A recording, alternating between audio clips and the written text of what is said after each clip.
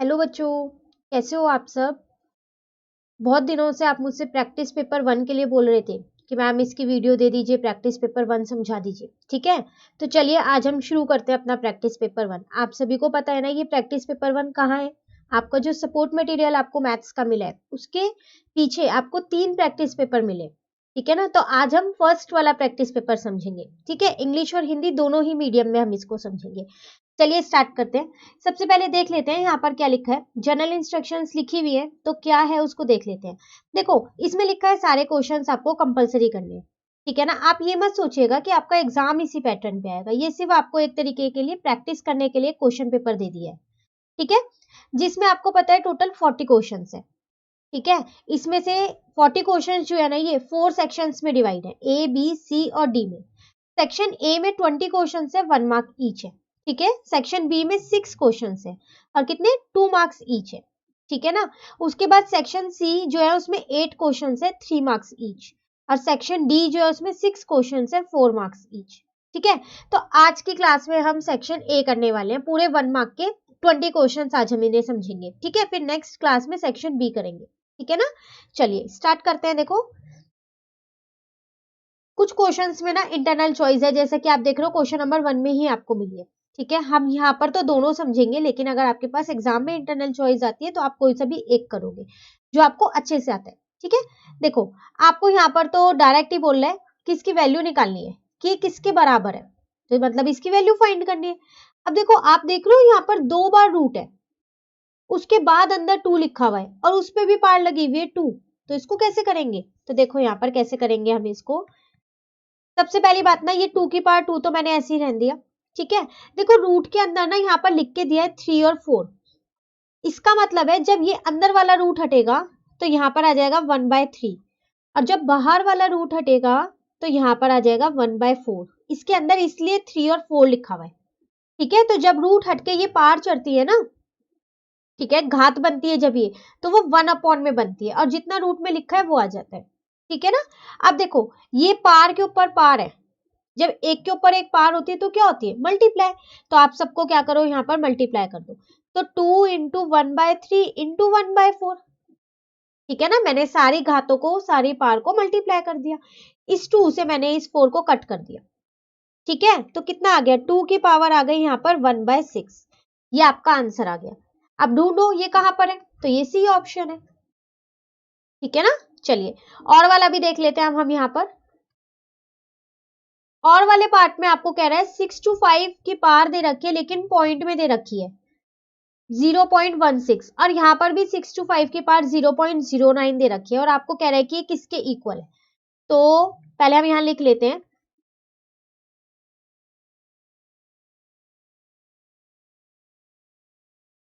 ठीक है, अब आप देखो जब दोनों के बेस सेम होते हैं और बीच में अगर मल्टीप्लाई लगा हो तो क्या होता है, पार्ट्स प्लस हो जाती है। यही होता है ना, तो यहाँ पर भी तो इन दोनों के ये आधार जो है बेस ये तो सेम है, तो हम क्या करते हैं इनकी पार को प्लस कर लेते हैं। ठीक है, अब प्लस करके आएगा कितना, जब आप इन दोनों को प्लस करोगे तो वो आपका आएगा 0.25। ठीक है ना, अब इसको आगे कैसे करें, तो देखो 65 625 किसी का स्क्वायर होता है क्या, होता है किसी का। वैसे तो ये 25 का स्क्वायर होता है, 25 इंटू 25 625 होता है, तो हम क्या इसको ये लिख सकते हैं।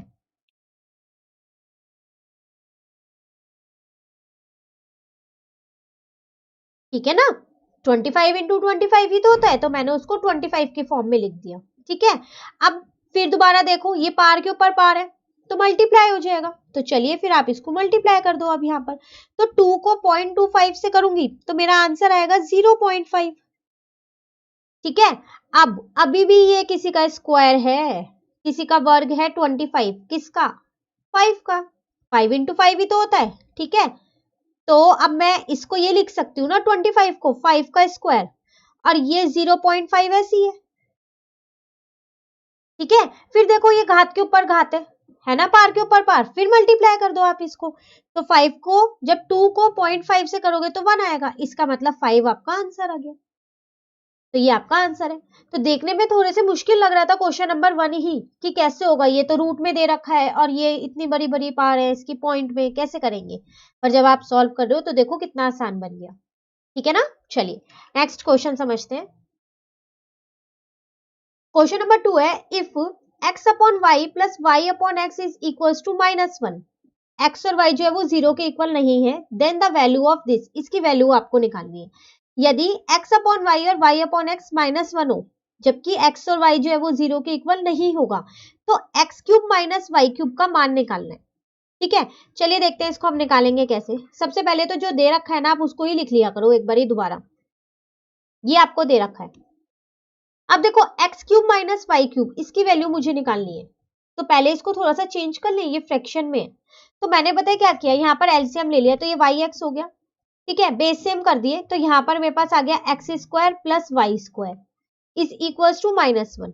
ठीक है ना, ऐसे ही करते हैं ना, इसको इससे डिवाइड किया, जो आंसर आया ऊपर वाले से मल्टीप्लाई कर दिया, फिर इसको इससे डिवाइड किया, जो आंसर आया ऊपर वाले से मल्टीप्लाई कर दिया, तो ये आ गया।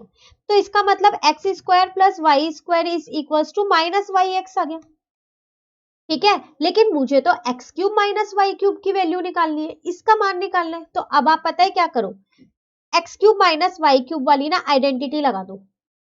अब क्या होती है वो आइडेंटिटी, देखो आइडेंटिटीज आपको सारी याद होनी चाहिए जो आपके पास चैप्टर नंबर 2 में है। ठीक है, तो मैंने उसकी भी एक अलग से वीडियो बना रखी है जिसमें मैंने आपको सारी आइडेंटिटीज समझाई है। मैं उसका लिंक आपको दे दूंगी डिस्क्रिप्शन बॉक्स में, लेकिन आप देखिएगा जरूर उसे। ठीक है ना। तो अब मैं इसकी आइडेंटिटी यहाँ पर लगाती हूँ, एक्स माइनस वाई मतलब ए माइनस बी। ठीक है, उसके बाद ए स्क्वायर मतलब x square plus b square मतलब वाई स्क्वायर। ठीक है, प्लस वाई एक्स मतलब ए बी या बी, ये कुछ भी लिख दो, मल्टीप्लाई में आप आगे पीछे लिख सकते हो। ठीक है, तो ये ऐसे ही रहने दिया। अब देखो x square plus y square की ये वैल्यू है, तो क्या मैं इस पूरे की जगह ये लिख दूं, है ना, प्लस वाई एक्स ऐसी है, ये कट के तो 0 आ गया, ये तो कट हो गया ना, तो ये तो मेरा 0 आ गया। इसका मतलब x cube minus y cube किसके बराबर आ गया, 0 के, और मुझे इसी का ही तो मान निकालना था। तो इसका मतलब इसका मान कितना आ गया यहाँ पर, इसका मान यहाँ पर आ गया 0। ठीक है, चलिए आगे देखते हैं क्वेश्चन नंबर 3। तो क्वेश्चन नंबर 3 है, if a plus b plus c is equal to 0 then find this. यदि a plus b plus c 0 है तो इसका मान बताना है आपको। ठीक है, अब देखो एक चीज होती है, जब भी a plus b plus c 0 होता है तो होता क्या है, देखो मैं यहाँ पर पहले लिख देती हूँ। ठीक है ना, वैसे आपको पहले ये सॉल्व करना चाहिए। ठीक है, देखो मैं यहाँ पर लिख रही हूँ, तो a cube plus b cube plus c cube, ये जो है ना ये 3abc के बराबर होता है। कब, जब a plus b plus c 0 के इक्वल होता है। ठीक है, अभी हम देखेंगे कि इसका यूज कैसे करने वाले हैं हम। सबसे पहली बात यही लिख लेते हैं जो हमको दे रखा है, इसी का तो मान निकालना है ना आपको, है ना। अब आप पता है क्या करो, देखो अब मैं इसको यूज कर रही हूँ। ठीक है ना, इसको कैसे यूज करूं, देखो a cube plus b cube plus c cube, ये आपको निकालना है, इज इक्वल्स टू 3abc। अब मैं इस एबीसी को नीचे ले आई, a cube plus b cube plus c cube upon में 3abc, सॉरी 3 वहीं रहने दो, सिर्फ एबीसी को लेके आओ, ये आ गया 3। ठीक है, अब देखो ये जो एबीसी है ना, ये इस ए क्यूब के नीचे भी है, बी क्यूब के नीचे भी है और सी क्यूब के नीचे भी है, तो आप सबको अलग अलग कर दो जरा।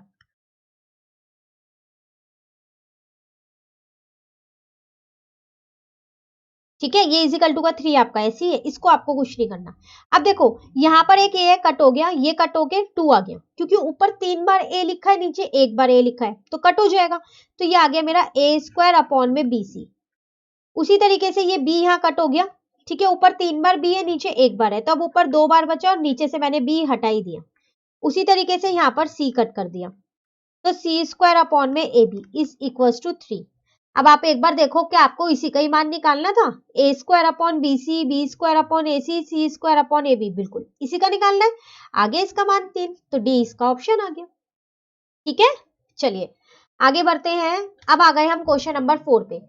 कह रहे द वैल्यू ऑफ दिस, ये तो बहुत आसान है ना, ए स्क्वायर माइनस बी स्क्वायर, है ना, ए प्लस बी और ए माइनस बी। ठीक है ना। सारे ही क्वेश्चन 1 मार्क के बहुत आसान क्वेश्चन है, बस आपको आइडेंटिटीज पता होनी चाहिए अच्छे से। ठीक है, सब छोटे छोटे तरीके से ही हो जाएंगे, एक आधा ही क्वेश्चन है जो लेंदी है। ठीक है ना, तो इसको हम ये लिख सकते हैं ना, a प्लस बी और a माइनस बी। तो इसको माइनस करेंगे तो 1 ही आ जाएगा। ठीक है, अब हम इसको करेंगे, जब हम इसको माइनस करेंगे ना तो हमारा यहाँ पर आएगा 497, तो मल्टीप्लाई कर दो, 497 आपका आंसर आ गया। डी, इसका मान निकालना था, निकल गया इसका मान। ठीक है, तो क्वेश्चन नंबर 4 भी कंप्लीट हो गया। चलिए आते हैं हम क्वेश्चन नंबर 5 पे। कह रहा है if 2,0 is a solution of linear equation this, then the value of k is. आपको कह रहा है 2 और 0 ना इस इक्वेशन के सॉल्यूशन है, तो आपको k की वैल्यू निकालनी है। यदि 2,0 रैखिक समीकरण दिस का हल है तो k का मान, वही आपको एक समीकरण दे रखा है यहाँ पर, इसके k और x और y का मान आपको दे रखा है, सॉल्यूशन दे रखे हैं, आपको k का मान निकालना है। तो देखो सॉल्यूशन का मतलब ही यही है कि जो ये 2 है ये x की वैल्यू है, और जो ये y है ना 0 है ये y की वैल्यू है। सॉल्यूशन तभी तो होगा जब ये x और y की वैल्यू होगी। तो आप क्या करो, यहाँ पर x की जगह आप 2 रख दो और y की जगह आप 0 रख दो, ये तो 0 ही बन गया। तो k की वैल्यू कितनी आ गई आपके पास, 4 आ गई। लो, आपका आंसर आ गया। ठीक है ना, तो जब भी आपको सॉल्यूशन बोले ना कि ये इस इक्वेशन के या इस समीकरण के ये जो है हल है, तो इसका मतलब आपको x और y की वैल्यू दे रखी है। ठीक है, तो यहां से हमारे पास k की वैल्यू आ गई। चलिए आगे देखते हैं। क्वेश्चन नंबर 6 में कह रहा है how many linear equation is x and y can be satisfied by x is equal to 1 and y is equal to 2। x is equal to 1 and y is equal to 2 द्वारा x और y में कितने रैखिक समीकरण संतुष्ट होते हैं। देखो आपसे कह रहा है कितनी लीनियर इक्वेशन होंगी x और y की जिसके सॉल्यूशंस ये होंगे, x1 होगा और y2 होगा। ऐसी तो बहुत सारी इक्वेशन हो सकती है जिसमें x1 होगा और y2 होगा, है ना। तो इसलिए इसका आंसर हो जाएगा हमारे पास इनफाइनाइट मैनी, बहुत सारी सॉल्यूशंस है। आप कितनी भी इक्वेशंस बना सकते हो जिनके सॉल्यूशन x1 होगा और y2 होगा। ठीक है, ऐसा नहीं है कोई एक का ही होगा, कोई दो का ही होगा, कोई तीन का ही होगा, नहीं, कितनी भी इक्वेशंस का हो सकता है। ठीक है, चलिए आगे देखते हैं। क्वेश्चन नंबर 7 आपसे कह रहा है the point whose ordinate, ordinate मतलब होता है वाई एक्सिस। ठीक है, ये इसी का ही दूसरा नाम है। ठीक है, is 4 and which lie on y axis. एक बार हिंदी मीडियम वालों के लिए देखते हैं, वह बिंदु जिसकी कोटि 4 हो और वाई अक्ष पर स्थित होगा। तो देखो आपको यहाँ पर कोऑर्डिनेट्स बताने हैं और आपसे कह रहे हैं जो ऑर्डिनेट है, ऑर्डिनेट मतलब इसका मतलब कोटि का वाई एक्सिस होता है, वो 4 है और वो लाई भी कहाँ कर रहा है, वाई एक्सिस पे। तो अगर मैं आपको यहाँ पर ये ग्राफ बना दूं ऐसा, तो वाई एक्सिस पे जब भी कोई पॉइंट लाई करता है तो इसका मतलब एक्स तो मेरा 0 होता है ना। वाई अक्ष पे जब भी कोई भी बिंदु होती है तो इसका मतलब एक्स जो है उसके निर्देशांक जो है वो 0 होंगे, होंगे नहीं होंगे। तो x 0 है और y 4 है, तो कौन सा आएगा, बी ऑप्शन आएगा। आपसे पॉइंट ही पूछ रहा था। ठीक है ना, तो इसका आंसर क्या आ गया, बी आ गया। फिर इसमें एक इंटरनल चॉइस आपको यहाँ पर दे रखी है, आप दोनों में से कोई सा भी एक कर सकते थे। चलिए दूसरा भी देखते हैं। कह रहा है if p q r s and t are plotted on the graph paper then the points in the fourth quadrant are. यदि आपको फिर वही 4 पॉइंट्स यहाँ पर दे रखे हैं बिंदुओं और टी, ठीक है। अच्छा यहाँ पर 5 पॉइंट्स आपको दे रखे हैं का आलेख कागज पर आलेखित किया जाए तो चौथे चतुर्थांश में बिंदु। देखो आपको यहाँ पर ना 5 बिंदुएं दे रखी हैं, ठीक है, 5 पॉइंट्स, और आपसे कह रहा है कि बताओ फोर्थ क्वाड्रेंट में मतलब चौथे चतुर्थांश में कौन कौन से आएंगे। सबसे पहली बात ना ये आपको पता होना चाहिए पहले में कौन से, दूसरे में कौन से, तीसरे में और चौथे में, ये आपको याद करने की कोई भी जरूरत नहीं है। देखो एक छोटी सी चीज है, यहाँ पर ये तो बना हुआ ही है, मैं इसी में ही आपको समझाती हूँ। ठीक है, ये आपको पता है y होता है, ये x होता है प्लस का, इतना आप सबको पता है। ये जो x होता है वो माइनस का होता है और ये जो y होता है वो माइनस का होता है। ठीक है, बस जब भी ऐसा कोई क्वेश्चन आए ना कि कौन से क्वाड्रेंट में या चतुर्थांश में, आप क्या करो जल्दी से साइड में इसको बना लो। ठीक है, एक बार समझ लो उसके बाद रटने की कभी भी जरूरत नहीं पड़ेगी। देखो ये है मेरा फर्स्ट, सिर्फ इसको देखो, इसको जिसको मैं डार्क कर दूं सिर्फ आप उसी को ही देखना। इसमें देखो जो ये y है ये भी प्लस का है और जो x है वो भी प्लस का है, इसका मतलब ये दोनों प्लस के होते हैं फर्स्ट क्वाड्रेंट में। ठीक है, सेकंड पे आ जाओ। अब एक इसको देखना है और एक इसको देखना है, जिसको मैंने डार्क किया है सिर्फ आपको उसे ही देखना है, ठीक है। इसमें जो मेरा ये एक्स है देखो ये माइनस का है और जो वाई है वो मेरा प्लस का है, इसका मतलब सेकेंड क्वाड्रेंट में माइनस और प्लस होता है, ठीक है। थर्ड में आ जाओ, ये है थर्ड। फिर ये वाला एक्स तो माइनस का मिल रहा है, अब वाई ये वाला है, ये प्लस, ये भी माइनस का ही है, देखो माइनस वाई है, तो दोनों माइनस के होते हैं, ठीक है। अब चौथे क्वाड्रेंट में आ जाओ, फोर्थ क्वाड्रेंट, जिसकी आज हमसे क्वेश्चन में बात कर रहा है वो, ठीक है ना, ये वाला। इसमें देखो y तो माइनस का है लेकिन x प्लस का है, तो आपको पता चल गया कि फोर्थ क्वाड्रेंट में क्या क्या आएगा, प्लस और माइनस। अब ढूंढ लो x कहां पर प्लस का है, तो एक तो q वाला मुझे दिख रहा है x प्लस का और y माइनस का है, और कोई सा आपको दिख रहा है, एक मुझे r भी दिख रहा है x प्लस का और y माइनस का है, बाकी तो कोई नहीं है, तो q और r वाले आएंगे सिर्फ, तो q and r, b option इसका आंसर आ गया, ठीक है। तो आप कभी भी इसे याद मत कीजिएगा कि फोर्थ क्वाड्रेंट में प्लस प्लस होगा या प्लस माइनस होगा, ऐसे तो आप भूल जाओगे। जल्दी से आप साइड में इसको बनाओ फोर क्वाड्रेंट्स को और उसके बाद खुद से निकालो, ठीक है ना। चलिए आगे बढ़ते हैं, हम आ गए क्वेश्चन नंबर 8। कह रहे the angles of a triangle are in the ratio 2:4:3, the smallest angle of a triangle. किसी त्रिभुज के कोणों का अनुपात दे रखा है आपको, त्रिभुज की सबसे छोटी कोण क्या है। देखो एक ट्राइंगल के 3 एंगल्स आपको दे रखे हैं लेकिन रेशियो में दे रखे हैं, ठीक है। सिर्फ आपको छोटे वाला एंगल निकालना है, तो ये 1 मार्क का क्वेश्चन है, पूरी स्टेटमेंट वगैरह लिखने की जरूरत नहीं है आपको। तो आपको पता है जब भी ऐसे अनुपात में दे रखा हो हम x मानते हैं, है ना, तो x मान लेते हैं तीनों को, तो 2x हो गया, एक 4x हो गया, एक 3x हो गया। और आपको ये भी पता है कि एक त्रिभुज के जो तीनों कोण होते हैं इनका जो योग होता है, इनका जो सम होता है वो 180 होता है, तो मैंने क्या किया, इन तीनों को जोड़ के सीधा 180 लिख दिया, ठीक है ना। तो 4 + 3 7 + 2 9x इज इक्वल टू 180 आ गया, ठीक है। तो यहां से मेरा x का मान कितना आ गया, 180 अपॉन में 9, कट करके मेरा x आ गया 20। अब मुझे सबसे छोटे वाला कोण बताना है, तो सबसे छोटा 2 4 3 में से कौन सा है, 2 ही है, तो 2 से इंटू कर दो, 2 × 20, x ये 2x था ना, तो x की जगह मैंने 20 रख दिया, तो 40 आ गया, तो इसका मतलब 40 मेरा आंसर, ठीक है। तो 1 मार्क का क्वेश्चन था, तो सब कुछ नहीं लिखना कि प्रॉपर्टी भी लिखे यहाँ पर, हम कुछ भी नहीं, बस आपको यहाँ पर टिक करना है, ठीक है। उसके लिए आप साइड में इसको करके देख सकते हो। चलिए क्वेश्चन नंबर 9 पे आ जाते हैं हम। तो यहाँ कह रहे हैं हमसे two sides of a triangle are of length 5 centimetre and 1.5 centimetre, the length of the third side of the triangle can not be. एक त्रिभुज की दो भुजाओं की लंबाई 5 सेमी और 1.5 सेमी है, इस त्रिभुज की तीसरी भुजा की लंबाई निम्नलिखित नहीं हो सकती। देखो आपसे यहाँ पर कह रहा है आपको दो साइड दे रखे हैं एक ट्राइंगल की, अगर हम एक ट्राइंगल बनाए ना, ऐसे ही नहीं बना सकते हम ट्राइंगल कितनी भी मर्जी सेंटीमीटर की एक साइड लेके, नहीं, इसकी भी अपनी कुछ प्रॉपर्टीज होती है, सारी तो मैं यहाँ नहीं बताऊंगी आपको क्योंकि ये 1 मार्क का क्वेश्चन है, ठीक है। पर हाँ जितनी जरूरत है वो जरूर अभी बता देती हूँ। देखो आपको दो साइड दे रखी है, अब आपसे वो कह रहा है कि बताओ कि तीसरी साइड इनमें से कौन सी नहीं हो सकती, कैन नॉट भी लिखा है यहाँ पर कि कौन सी नहीं हो सकती, तो वो कैसे पता चलेगा। तो देखो जब दो साइड दे रखी है ना, तो आप हमेशा क्या करो, इनका डिफरेंस निकाल लो, डिफरेंस मतलब माइनस कर दो। तो 5 के आगे पॉइंट नहीं था ना, तो पॉइंट लगा के मैंने 0 ले लिया है, ठीक है। तो 4 3.5, इसका मतलब इसकी जो तीसरी साइड है ना वो 3.5 या उससे बड़ी होगी, इससे छोटी किसी भी हाल में नहीं होगी, ठीक है। तो जब भी ऐसे कोई आए कि दो साइड आपको दे रखी है और तीसरी साइड पूछ रहा है कि कितनी होगी या कितनी नहीं होगी, तो आप क्या करो, उनका डिफरेंस निकाल लो। इसका पूरा एक प्रॉपर्टी होती है, ठीक है, sum of two side of a triangle is greater than third side.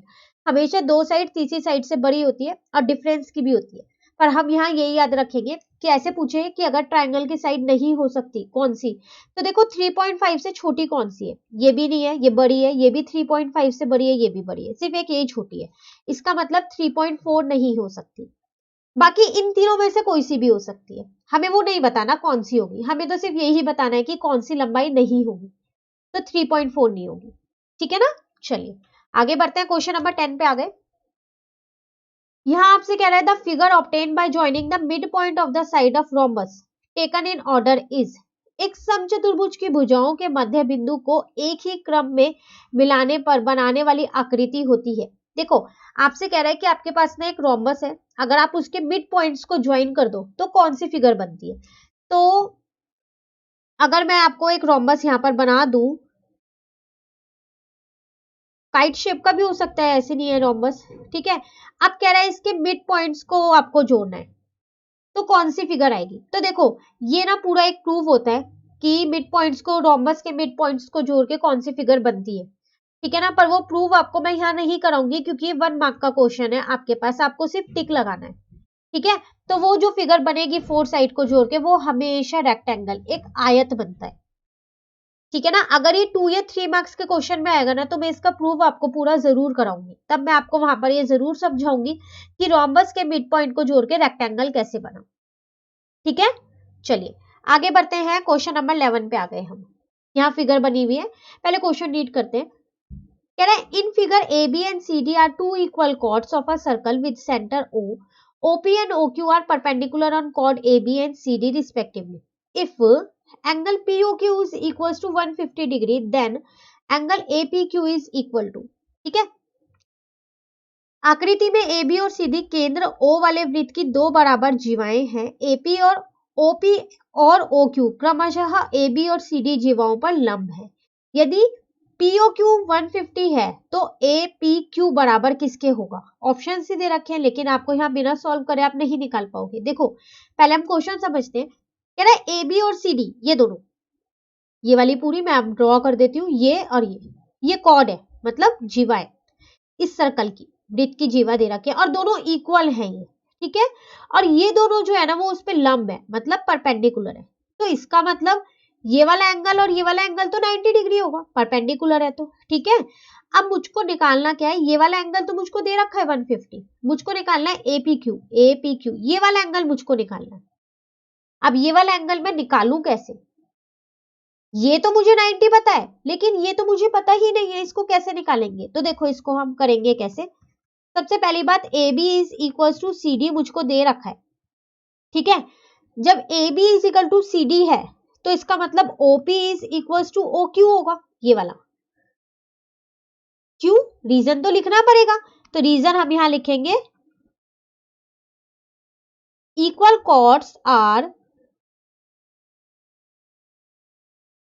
Equidistant from the centre, ये सेंटर से इक्वल होंगी। जब ये कॉर्ड्स इक्वल हैं तो इसका मतलब ये दोनों जो है सेंटर से इक्वल होंगी, इसलिए OP is equal to OQ होगा। अब आप क्या करो, इसको एंगल 1 मान लो और इसको एंगल 2 मान लो, ठीक है। लेट कर लो, लेट ये कौन सा एंगल मैंने लिया है यहाँ पर, OPQ is equal to angle 1 and OQP is equal to angle 2। इन दोनों कोनों को मैंने 1 और 2 मान लिया, ये मैंने खुद से माना है, ठीक है। अब आप देखो इन ट्रायंगल POQ, अगर आप इस ट्रायंगल की बात करो, इस त्रिभुज की, तो इसके तो तीनों कोनों का योग 180 होना चाहिए, है ना। तो वही लिख लेते हैं। तो angle 1 plus angle 2 plus 150 is equal to 180, ठीक है नहीं, ठीक है।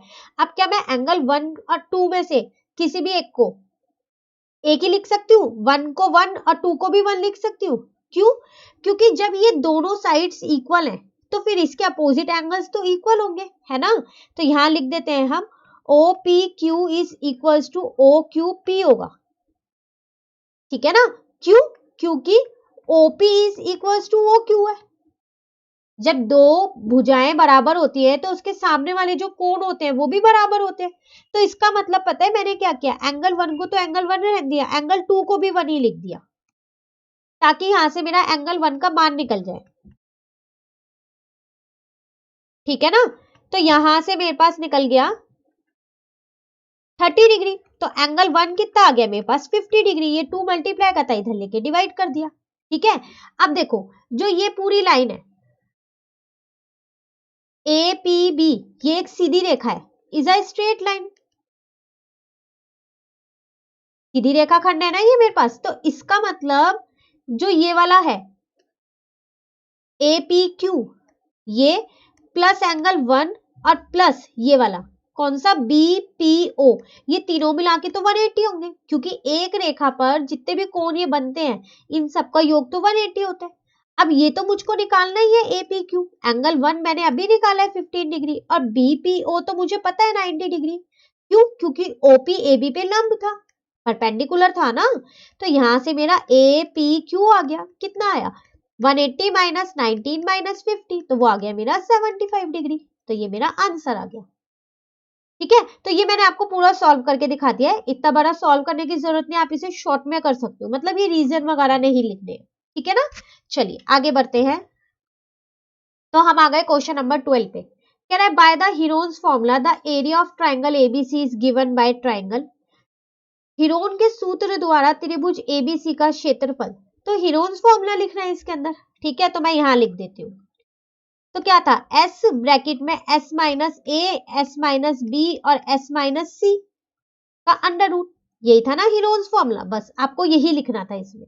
ठीक है, चलिए 13 पे आते हैं।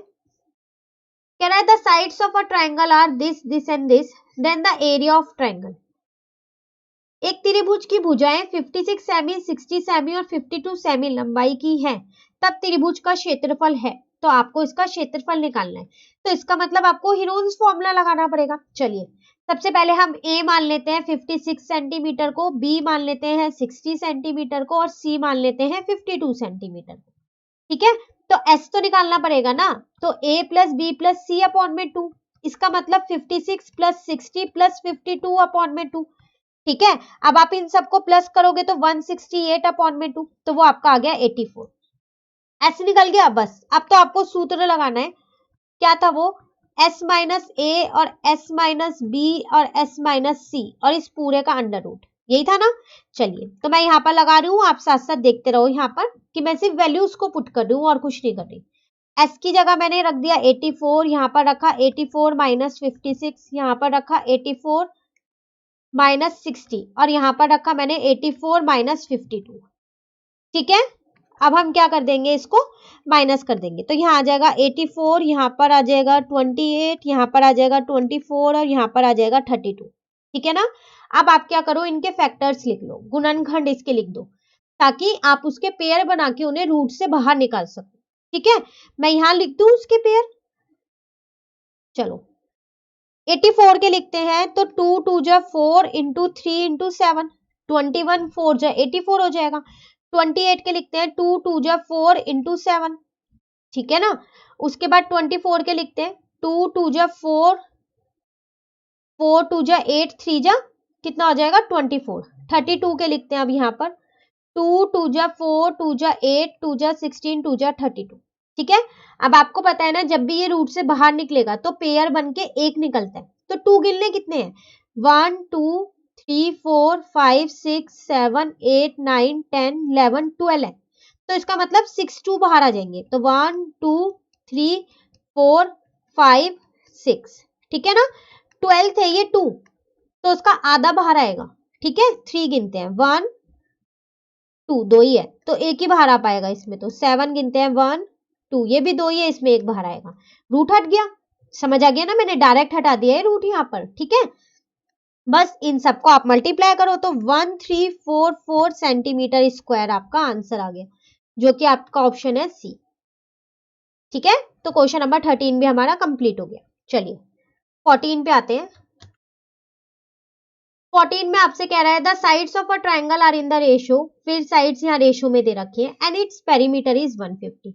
The area of triangle, triangle का जब भी एरिया निकालना हो ना तो आपको हीरोन्स फॉर्मूला ही लगाना है। ठीक है, एक त्रिभुज की भुजाओं का अनुपात दे रखा है और उसका परिमाप भी दे रखा है, इस त्रिभुज का क्षेत्रफल क्या होगा। तो भुजाओं का अनुपात दे रखा है तो x मान लेंगे, है ना, और परिमाप भी दे रखा है, अनुपात भी है और परिमाप भी है। क्षेत्रफल निकालना है, पहले तो भुजा निकाल लेना, क्षेत्रफल तो तभी निकाल पाएंगे। चलिए तो यहाँ पर हम क्या करते हैं, a मान लेते हैं हम 5x, b मान लेते हैं हम 12x और c मान लेते हैं हम 13x। ठीक है, तो पेरीमीटर, परिमाप क्या होता है आपके पास, इन सब का योग, जोड़ दो, तो 5x plus 12x plus 13x, ये आपको दे रखा है 150। ठीक है, और जब आप इन सबको प्लस करने वाले हो तो आपका आने वाला है 30x, तो यहाँ से x का मान निकाल लो, 150 डिवाइडेड बाय 30, तो वो आपके पास आ जाएगा 5। ठीक है ना, अब a निकाल लो, तो 5x है, तो 5 इंटू 5 तो कितना हो जाएगा 25 और सेंटीमीटर। तो b आपके पास है 12x, तो कितना आ जाएगा 12 इंटू में 5, तो वो हो जाएगा आपके पास 60 सेंटीमीटर। ठीक है ना, c आपके पास है 13x, तो वो हो जाएगा 13 इंटू 5। ठीक है, तो वो हो जाएगा आपके पास 16 सेंटीमीटर। चलिए उसके बाद बात आती है s। ABC तो पता चल गए, अब S भी तो चाहिए। तो S होता है वैसे तो A plus b plus c upon में 2। तो या तो आप तीनों को प्लस करके लिख दो, एक ही बात है, नहीं तो आप ऐसा भी तो कर सकते हो, आपको परिमाप दे रखा है, डायरेक्ट इसका आधा कर दो, तो 75 सेंटीमीटर। ठीक है, चलिए अब निकालते हैं क्षेत्रफल। तो पहले क्षेत्रफल लिख लेते हैं, S माइनस ए, S माइनस बी और S माइनस सी। ठीक है ना, S की जगह 75, A की जगह 25, फिर S की जगह 75, A की जगह 60, S की जगह 75, सॉरी यहाँ B की जगह 60 था, ठीक है, C की जगह 65। चलिए तो फिर 75 इंटू में 50 इंटू में 15 इंटू में 10, ठीक है।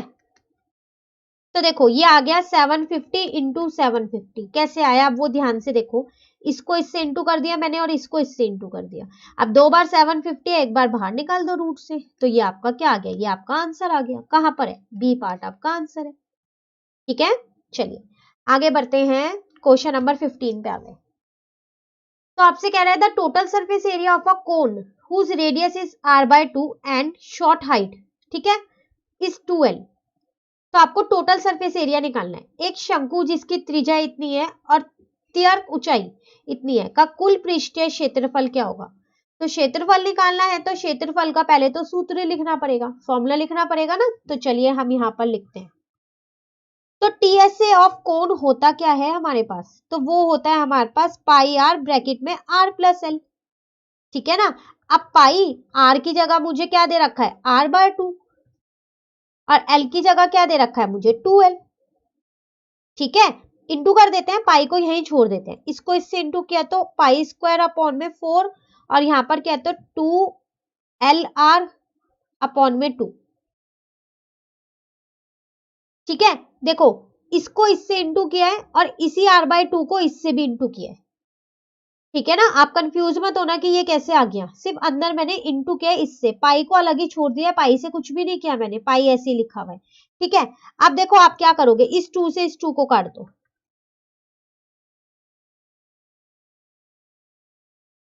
ठीक है, अब देखो क्या कहीं पर कोई ये ऑप्शन मिल रहा है आपको, नहीं मिल रहा, कोई भी ऑप्शन नहीं है ना। तो अब आप ऐसा करो, r बाहर ले लो वापसी कॉमन। ठीक है ना, तो ये आ जाएगा r/4 और ये आ जाएगा l, ये r बाहर चला गया। अब मिल रहा है ऑप्शन, बिल्कुल अब मिल रहा है, बी पार्ट मिल गया ना। बस ये आगे पीछे तो लिखे, एक ही बात है, प्लस में आप आगे पीछे लिख सकते हो। ठीक है, चलिए 15 भी कंप्लीट हो गया। अब आते हैं हम 16 में। 16 में कह रहा है the radius of a hemispherical bowl increase from 6 centimeter to 12 centimeter as the air is being pumped into it. The ratio of surface area of the balloon in these two cases is, एक अर्धगोलाकार गुब्बारे में हवा भरने पर उसकी त्रिज्या 6 semi से 12 semi हो जाती है। दोनों स्थितियों में गुब्बारे का पृष्ठीय क्षेत्रफल का अनुपात क्या होगा, वो आपको बताना है। देखो आपके पास एक बैलून है, जब आपने उसमें हवा भरी ना, पहले थोड़ी सी भरी होगी, तो वो 6 सेंटीमीटर की थी, ठीक है, जो उसकी रेडियस थी। जैसे आपने और हवा भरी ना, तो वो 12 सेंटीमीटर हो गई। अब आपको कह रहा है उन दोनों का मतलब, जब 6 सेंटीमीटर थी तब और जब 12 सेंटीमीटर हुई तब, दोनों का सरफेस एरिया निकालो। ठीक है, और उसके बाद उनकी क्या करो, रेशियो निकालो, अनुपात निकालो। तो कैसे निकालेंगे, सबसे पहली बात तो सरफेस एरिया हेमिस्फीयर का होता क्या है, ठीक है, तो वो लिख लेते हैं। चलो, टीएसए ऑफ हेमिस्फीयर, तो क्या होता है आपके पास, वो 3 पाई आर स्क्वायर। अब आप पहले में मानो आर थी 6 सेंटीमीटर, त्रिज्या आपकी 6 थी, ठीक है, तो टीएस से क्या होगा आपके पास, 3 पाई, आर की जगह 6 लिख दिया, तो 3 पाई और यहां पर आ गया 36। ठीक है ना, मैंने 3 को छेड़ा ना पाई को, ऐसा क्यों, इनका मान क्यों नहीं रखा पाई का, क्योंकि मुझको पता है जब मैं 12 सेंटीमीटर वाला निकालने वाली हूँ ना, तब भी पाई आएगा, तो वो कट हो जाएगा, इसलिए नहीं निकाला मैंने यहाँ पाई की वैल्यू, इसलिए नहीं रखी है। ठीक है ना, तो टीएस से 3 पाई, अब यहाँ पर 12 का स्क्वायर हो गया, तो ये 3 पाई ऐसे रहने दिया, इसको 144। अब आपको रेशो ही तो निकालनी है, अनुपात निकालना है ना, तो अनुपात मतलब 3 पाई 36 अपॉन में 3 पाई 144। ठीक है ना, देखो ये तो कट हो गए, अगर मैं इनका मान रखती तो बहुत बड़ा हो जाता, और ये 1 मार्क का क्वेश्चन है, तो इतना लेंदी थोड़ी करना है हमको। तो क्या बचा, 36 अपॉन में 144, कट कर दो, 1 जा और 4 जा, तो इसका मतलब 1:4 आ गया, ए ऑप्शन आ गया। ठीक है, चलिए 17 पे आते हैं। यहां आपसे कह रहा है the class mark of the class 19 to 120 is, वर्ग 19 to 120 का वर्ग चिन्ह कैसे निकालते हैं हम वर्ग चिन्ह? देखो वर्ग चिन्ह निकालना बहुत आसान होता है, एक छोटा सा फॉर्मूला है जो आपको याद रखना है। वो क्या, इन दोनों को जोड़ दो और 2 से डिवाइड कर दो, बस, और कुछ नहीं करना। किसी भी क्लास मार्क का बोले, मतलब कोई भी क्लास मार्क पूछे और कोई भी क्लास इंटरवल दे, करना क्या है, अपर लिमिट और लोअर लिमिट को ऐड कर दो और 2 से डिवाइड कर दो। ये आप याद रखिएगा, आगे आपको 10th में भी काम आने वाला है। ठीक है ना, तो इन दोनों को जोड़ के आया 210 डिवाइडेड बाय 2, कट डिवाइड कर दो, तो 105 आपका आंसर आ गया। ठीक है, चलिए 18 पे आते हैं। कह रहा है the mean of 5 number is 30, if one number is excluded there mean become 28, the excluded number is, 5 संख्याओं का मध्य 30 है, यदि इनमें से एक संख्या को हटा दिया जाए तो उसका मध्य 28 हो जाएगा। हटाई गई संख्या, देखो आपसे कह रहा है कि आपको 5 संख्याओं का मीन दे रखा है, मध्य 30 है, तो अब आपने बताया क्या किया, उन 5 में से ना एक संख्या हटा दी। जब आपने एक संख्या हटाई तो मीन कम हो गया होगा, है ना, तो वो भी आपको दे रखा है, निकालना नहीं है, तो अब मीन हो गया आपका 28। लेकिन आपको ये बताना है जो संख्या आपने हटाई थी ना वो कौन सी थी। तो आप सोच रहे होंगे जब 5 थी हमें तो तब भी नहीं पता था कि कौन कौन सी संख्या है, अब वो एक हटाने वाली कैसे बताएं? बिल्कुल बता सकते हैं। देखो आपको करना क्या है, मीन आपको दे रखा है यहाँ पर 30 है, किनका, ये 5 का, जब 5 नंबर थे। ठीक है, तो लिख लो a plus b plus c plus d plus e divided by 5। जब आप 5 का मीन निकालोगे तो कितना आएगा, 30 आएगा। तो क्या मैं यहाँ से a plus b plus c plus d plus e का मान निकाल सकती हूँ, 150। ये 5 डिवाइड का है, उधर जाके ये मल्टीप्लाई का हो गया। ठीक है ना, चलिए इसको यही रहने दीजिए। अब मीन आपको दे रखा है 28, कब, जब 4 संख्या है, तो कोई सी भी एक हटा दो, मैंने a हटा दिया। ठीक है, तो अब b plus c plus d plus e upon में 4 इज इक्वल टू 28 है। ठीक है ना, देखो मैंने भी a हटाया, जरूरी नहीं है आप भी a हटाओ, आप b c d e में से कोई भी हटा देना जो आपका मन करे, पर हटाना एक ही। ठीक है, तो मैंने, या तो आप पहले वाला हटाना है या लास्ट वाला, तो आसानी रहेगी इसलिए, वैसे तो आप कोई भी हटा सकते हो। ठीक है ना, अब इसको मैंने इससे इंटू कर दिया, तो वो आया मेरा यहाँ पर 112, इसको इससे इंटू करके वहां चला गया। अब देखो इस पूरे की जगह यहाँ पर क्या मैं 112 लिख सकती हूँ, वही मैं यहाँ लिख रही हूँ, पुट इन इक्वेशन 1, समीकरण 1 में इसको रख दो, तो a, और इस पूरे की जगह मैंने 112 रख दिया। ठीक है ना, तो यहां से a का मान आ गया, कितना आया, a का मान आया 38, मैंने a को ही तो हटाया था, तो मेरा a का ही मान निकल गया 38। इसका मतलब जो संख्या मैंने हटाई थी वो कौन सी थी, 38 वाली। ठीक है ना, हो गया ना आसानी से क्वेश्चन, सिर्फ मैंने मध्य मतलब मीन का ही फॉर्मूला लगा के ही किया है इसको। ठीक है, चलिए आगे बढ़ते हैं, 19 पे आ गए। आपसे कह रहा है a coin is tossed 60 times and the tail appear 35 times, what is the probability of getting a head.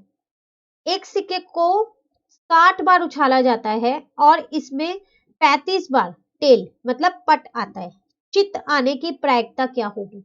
तो पट तो आपको दे रखा है, टेल, हेड तो दे ही नहीं रखा, पहले हम हेड निकाल लेते हैं। ठीक है, तो टोटल आउटकम्स तो मुझे पता है 60 है, हेड कैसे आएगा, 60 में से 35 बार टेल आया है, तो हेड कितनी बार आया होगा, 25 बार, है ना। जब 35 टाइम्स आपके पास टेल आया है तो हेड 25 टाइम्स ही तो आया होगा, बस प्रोबेबिलिटी निकाल दो, हेड आने की प्रायिकता क्या होगी, favourable outcome divided by total outcome, cut कर दो इसको, 5/12 ढूंढो कहां पर है, ये रहा, ये आपका आंसर आ गया।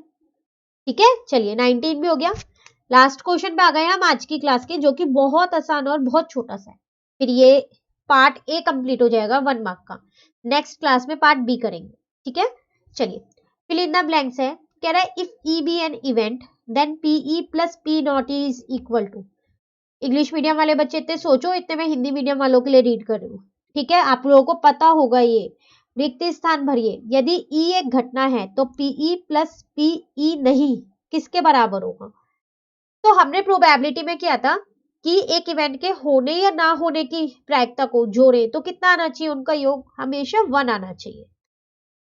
तो इसका आंसर क्या आ गया, 1 आ गया। सिंपल सा क्वेश्चन था ये, और 1 मार्क का क्वेश्चन था ये। देखो सिर्फ आपको ये याद होना चाहिए और कुछ नहीं, ठीक है। तो चलिए क्वेश्चन 20 भी खत्म।